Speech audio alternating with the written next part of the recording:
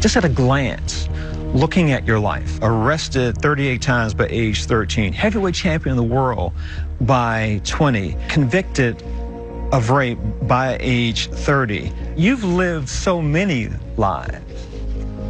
Yeah, that's true. And there's people that had worse. And in spite of, they still succeeded. So I'm nobody. I've been a millionaire most of my life. I'm good. I learned gratitude. This is what I learned from life kicking my ass. I learned gratitude. Mike Tyson today seems a very different man from the one many of us remember. For 2 decades, he was a king, boxing royalty, a once undisputed world heavyweight champion. Tyson attacks immediately. Iron Mike, his ferocious and intimidating boxing style earned him the title, the baddest man on the planet. The uppercut, body shot, down goes. Both inside the ring and out. You are a complicated dude. I'm up. Now 15 years later, at 54 years old, Tyson is making his return to the ring in an exhibition fight against fellow former champ Roy Jones Jr. This is an exhibition, but things happen when two men get in the ring and we throw punches. What happens? Well, it's an unwritten clause in our contract that anytime during training and fighting, you can die. That's a great possibility that we wish don't happen, we hope don't happen. It's interesting because the old Mike Tyson, I would imagine, was okay of the idea of you having to die to be successful, but not Mike Tyson today. Well, that guy, he didn't have any self-love or self-respect.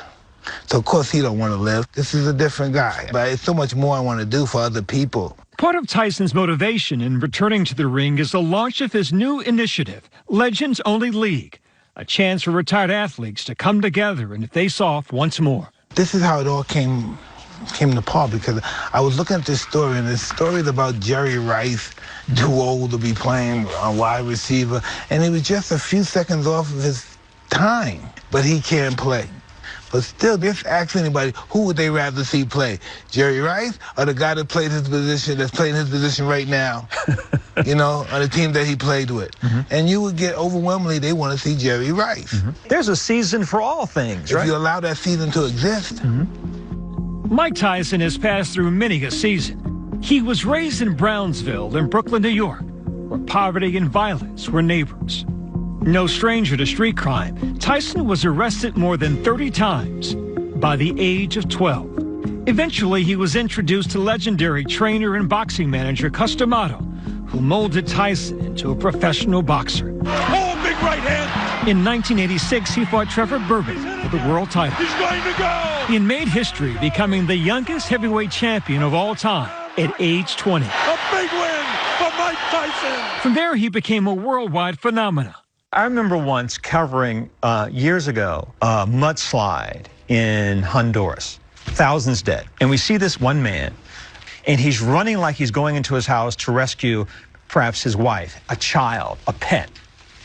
You know what he's running to the house to rescue? What's that? It was a picture this big of Muhammad Ali. And it was a picture about this big of you. Are you serious? Yeah. Well, you know, I don't know how to answer those questions when people put me in I don't know, a pedestal, you say. It's just really, I don't know. I don't look at myself in the light that people look at me. People have always looked at him many times, not positively. There was his tumultuous marriage to actress Robin Givens in 1988 that spiraled into that infamous interview with Barbara Walters, where Givens accused him of domestic violence on national television.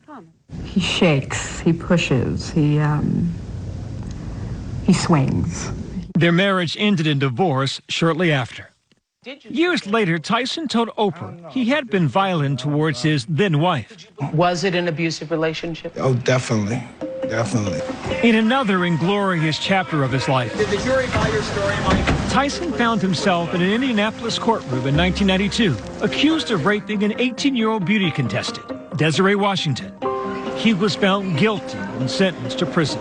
Tyson was given 6 years, beginning immediately. He was released after serving less than 3 years and returned to the ring. But just 2 years later, he violently bit the ear of Evander Holyfield during their match, which resulted in the suspension of his boxing license. In 2005, he left the sport behind, eventually finding a new home in Hollywood. Quiet. Thanks to a famous cameo in The Hangover. Mike Tyson? This is my favorite part coming up right now. But on and off set, addiction ruled his life. Rock bottom came with it. I OD'd a bunch of times, and my wife snapped me out of it and stuff, called people, fixed me up. Hey, we're Hot Boston. I'm Mike Tyson. These days, Tyson co-hosts a podcast and oversees the Tyson Ranch, a company that promotes cannabis-based products. But Tyson says his most important title now, family man. Nice to meet you, sir. Shake his hand, Rocco. Look at his face. We're gonna dive. Old school fathering. It has to start with self-respect. And you have to learn to treat people the way you treat yourself and the way you want to be treated. It all starts within here. His daughter Milan is a promising tennis player.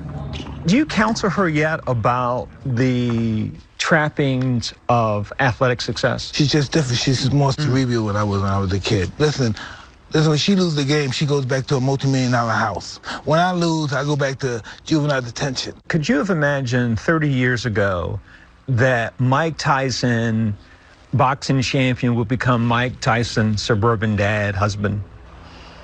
Well, life has beaten me in submission. I'm this guy because I'm unable to successfully be the that I was before.